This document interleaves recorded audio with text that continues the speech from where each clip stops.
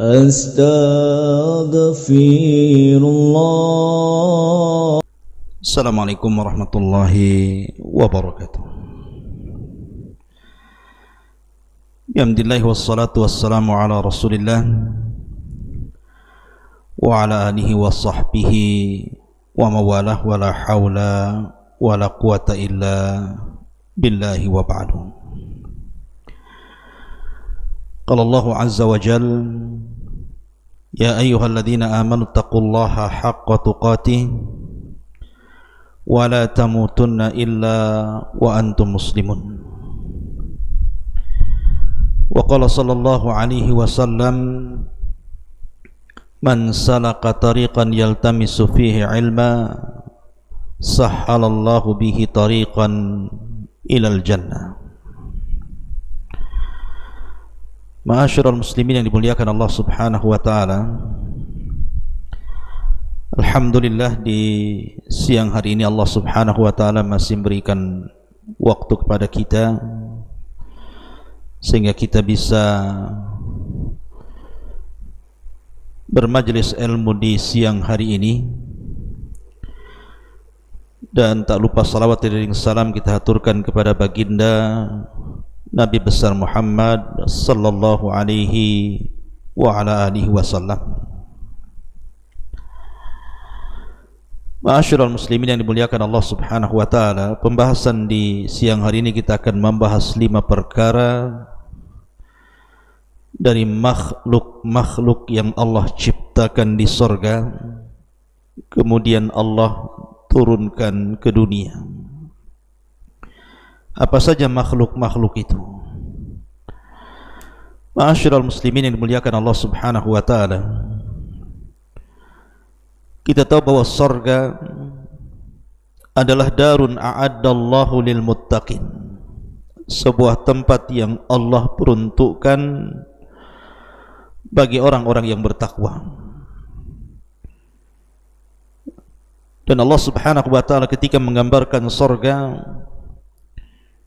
Allah berfirman, wa basyiril ladzina amanu wa amilus salihati anna lahumul jannah tajri min tahtihal anhar kullama ruziku minha min thamaratir rizqan qalu hadzal ladzi ruzikna min qablu wa utubihi mutasyabiha.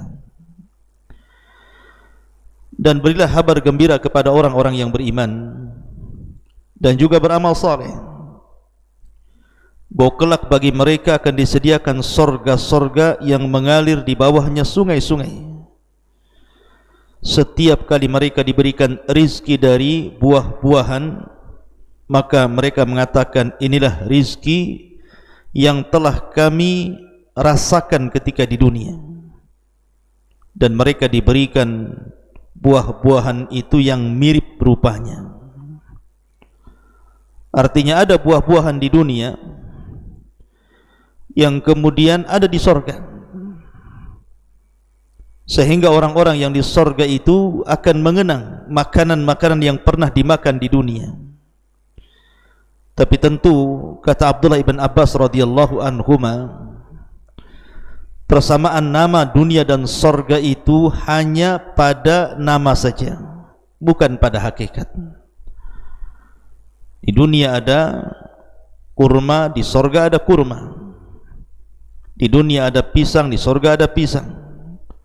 Hanya nama saja, tapi hakikatnya ma la ainun ra'at wa la udhunun sami'at wa la khatara ala qalbi bashar.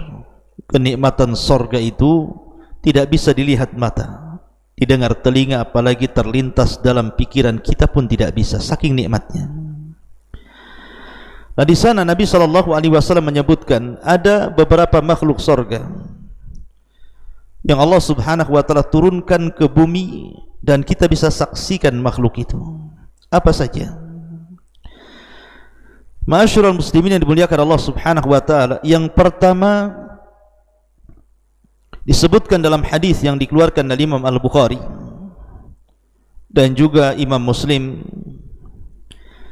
dari Anas bin Malik radhiyallahu an, qala Rasulullah sallallahu alaihi wasallam, rufi'at li as-sidratu fa idza arba'atu anharin nahrani zahirani wa nahrani batinan. Fa amma zahiran fan nil wal furat wa amma al batinan fa nahrani fil jannah. Kata Nabi sallallahu alaihi wasallam, ketika diperlihatkan kepadaku atau ketika aku diangkat ke Sidratil Muntaha, maka tiba-tiba aku diperlihatkan 4 sungai, yang 2 sungai yang tampak dan yang 2-nya lagi tidak tampak. Adapun yang tampak adalah sungai Nil, ini yang pertama, dan yang kedua sungai Furat ataupun Efrat. Adapun 2 sungai yang batin yang tidak tampak adalah 2 sungai yang ada di surga. Ma'asyiral muslimin yang dimuliakan Allah Azza wa Jalla, dalam hadis Muslim ada tambahan wal furat wan nail kullun min anharil jannah, dan sungai Efrat juga, sungai Nil, sungai Efrat yang ada di Irak dan sungai Nil yang ada di Mesir, semuanya termasuk dari sungai-sungai surga. Disebutkan oleh para ulama bahwa yang dimaksud sungai Nil dan Efrat ini adalah sungai-sungai surga. Kata para ulama, la'allal muradu min kauni hadhil anhari minal jannati anna aslaha minha kama anna aslal insan minal jannah. Bahwa boleh jadi maksud Nabi sallallahu alaihi wasallam keberadaan sungai-sungai surga yang kemudian ke bumi ini, maksudnya asalnya dari surga. Sama dengan manusia juga asalnya dari surga. Adam alaihi salatu wassalam pernah hidup di surga. Allah subhanahu wa ta'ala berfirman, uskun anta wa zawjukal jannah. Masuklah engkau wahai Adam dan juga bawa pasanganmu Hawa ke dalam surga. Maka Adam pernah menetap di surga dan merasakan kenikmatan yang luar biasa, tetapi karena dosa yang dilakukannya, Adam alaihi salatu wassalam akhirnya kemudian dikeluarkan dari surga. Ukhruj minha, dalam ayat Allah mengatakan dalam surah Al-Baqarah, Allah subhanahu wa ta'ala berfirman tentang masalah Adam dan Hawa yang dikeluarkan dari surga. Allah mengatakan, ihbitu minha, turunlah kalian semua dari surga. Ma'asyiral muslimin yang dimuliakan Allah subhanahu wa ta'ala, jadi sungai Efrat yang pertama dan juga sungai Nil boleh jadi asalnya dari surga, dulunya dari surga, kemudian dialirkan ke dunia. Dan itu sebagaimana pendapat Al-Imam An-Nawawi rahimahullahu ta'ala. Ma'asyiral muslimin yang dimuliakan Allah Azza wa Jalla, adapun yang dimaksud 2 sungai yang batin yang ada di surga, tentu yang dimaksud adalah Al-Kautsar, yang Allah subhanahu wa ta'ala firmankan, inna a'tayna kal kautsar. Ini yang pertama. Dan yang kedua, sungai Efrat dan juga sungai Nil. Kemudian yang ketiga, Maqam Ibrahim. Maqam Ibrahim artinya tempat berpijaknya kedua telapak kaki Ibrahim alaihi salatu wassalam. Dan itu disebutkan dalam hadis Nabi sallallahu alaihi wasallam dari Abdullah ibn Amr radhiyallahu anhuma.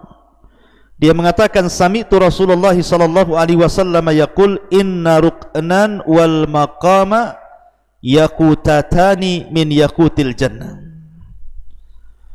Sesungguhnya rukna itu maksudnya Hajar Aswad dan juga maqam, keduanya adalah mutiara dari mutiara-mutiara surga. Tamasallahu nurahuma, Allah subhanahu wa ta'ala padamkan cahaya keduanya. Walau lam yatmis nurahuma la adha'ata ma bainal masyriqi wal maghrib. Kalaulah Allah subhanahu wa ta'ala tidak hilangkan cahaya dari Hajar Aswad dan Maqam Ibrahim, tentu dari ujung barat dan timur akan terang benderang. Cahayanya akan meliputi ujung timur dan juga ujung barat. Makam Ibrahim ada yang mengatakan dahulunya adalah menyatu dengan Ka'bah. Dan subhanallah, di masa jahiliyah ketika orang-orang menyembah berhala dan berhala ditengger-tenggerkan di sekitar Ka'bah, Allah takdirkan tidak ada satupun orang-orang jahiliyah yang menyembah makam Ibrahim. Pada makam Ibrahim itu ada melekat di Ka'bah. Tentu ini ada hikmah, karena kalau seandainya makam Ibrahim sempat disembah oleh orang-orang jahiliyah, kemudian sekarang jadikan sunnah tawaf orang salat di belakang makam Ibrahim, tentu orang-orang akan mengatakan, lihat, Islam persis dengan jahiliyah menyembah berhala. Tapi Allah sucikan benda itu sehingga tidak ada orang-orang jahiliyah yang menyembah makam Ibrahim. Mereka hanya menyembah berhala yang bertengger di sekitarnya saja. Dan di zaman ketika Umar bin Khattab radhiyallahu an tawaf bersama Nabi SAW, maka Umar bin Khattab kemudian meminta kepada Rasul, bagaimana kalau seandainya makam Ibrahim kita geser saja sedikit dari Ka'bah dan kita jadikan tempat solat bagi orang-orang yang tawaf. Akhirnya kemudian ucapan Umar bin Khattab radhiyallahu an menurunkan wahyu, wattakhidhu min maqami Ibrahim musalla, sehingga makam Ibrahim itu menjadi tempat solat sunnah di belakangnya bagi orang-orang yang melaksanakan tawaf di Ka'bah. Lah makam Ibrahim maksudnya mutiara yang terdapat pijakan kaki Nabiullah Ibrahim alaihi salatu wassalam itu asalnya dari surga. Kemudian juga yang keempat, Al-Hajarul Aswad. Nabi sallallahu alaihi wasallam bersabda dalam hadis Abdullah bin Abbas radhiyallahu anhuma, kata Nabi sallallahu alaihi wasallam, nazala al-hajarul aswadu minal jannah wa huwa ashaddu bayadan minal labani fasawwadathu khataya bani Adam. Allah subhanahu wa ta'ala menurunkan hajar aswad dari sorga. Dulunya hajar aswad ini jauh lebih putih warnanya dibandingkan susu, tapi menjadi hitam karena dosa Bani Adam. Abdullah bin Amr radhiyallahu an mengatakan, Al-hajarul aswadu min hijaratil jannah. Sesungguhnya hajar aswad itu adalah batu dari batu-batu surga. Dari sini menunjukkan bahwa hajar aswad itu dari surga asalnya. Dulunya berwarna putih tetapi menjadi hitam karena dosa yang dilakukan oleh Bani Adam, terutama kesyirikan di zaman jahiliyah kala itu. Ma'asyiral muslimin yang dimuliakan Allah Subhanahu wa taala. Kemudian juga di antara makhluk yang dulunya di surga adalah tamar, kurma ajwa. Dan itu disebutkan dalam hadis kata Nabi sallallahu alaihi wasallam, man tusbihu bi sab'i tamaratin lan yusibahu hasadun wala sihrun. Wa fi riwayatin al ajwatu minal jannati wa fiha shifaa'un minas sammi. Wa fiha shifaa'un minas summi. Barang siapa yang di pagi hari seseorang memakan 7 butir daripada kurma ajwa, maka tidak akan tertimpa padanya hasad dan juga sihir. Dalam riwayat, ajwa itu dari sorga, padanya terdapat obat dari racun. Ini diantara 5 perkara yang disebutkan oleh para ulama tentang makhluk-makhluk sorga yang ada di bumi. Pertama sungai Efrat, yang kedua sungai Nil, yang ketiga makam Ibrahim, yang keempat hajar aswad, dan yang kelima korma ajwa. Ada yang mengatakan bahwa tongkat Nabi Musa juga dari sorga. Kemudian juga Raudhatus Syarifah, tempat di mana seseorang berdoa di situ sangat mustajab, antara raudhah dan juga pintu masuk kamar Nabi sallallahu alaihi wasallam. Sebagaimana Nabi sallallahu alaihi wasallam mengatakan, ma baina baiti wa mimbari raudhatun min riyadil jannah. antara rumahku dan juga mimbarku terdapat taman dari taman-taman surga. Di sini terdapat perkara yang disebutkan oleh Ikrimah dari Abdullah bin Abbas radhiyallahu anhuma. Salah satu asya nazalat ma'al Adam. 3 perkara turun bersama Nabi Adam. Ketika Adam turun dari surga ke bumi, maka turun 3 perkara bersama Adam. Kemudian disebutkan Al-Hajarul Aswad, yang pertama Hajar Aswad, yang kedua Asa Musa, tongkatnya Nabi Musa yang panjangnya 10 hasta sebagaimana tingginya Nabi Musa. Kemudian Al-Hadid. Ma'asyiral muslimin yang dimuliakan Allah Azza wa Jalla, tapi riwayat ini tidak ada ulama yang kemudian mensahihkannya wallahu alam, sehingga kita berpegang kepada hadis yang sudah jelas-jelas sahih. Di antara makhluk-makhluk Allah Subhanahu wa taala yang Allah turunkan ke bumi, di antaranya Sungai Efrat dan juga Sungai Nil berdasarkan hadis Bukhari dan Muslim. Kemudian juga makam Ibrahim, kemudian Hajar Aswad, kemudian kurma Al-Ajwa, adapun asa Nabi, tongkat Nabi Musa dan yang lainnya wallahu alam masih diperbincangkan riwayatnya oleh para ulama. Subhanallah bihamdika, asyhadu an la ilaha illa anta, astaghfiruka wa atubu ilaik. Allahu ta'ala alam. Assalamualaikum warahmatullahi wabarakatuh.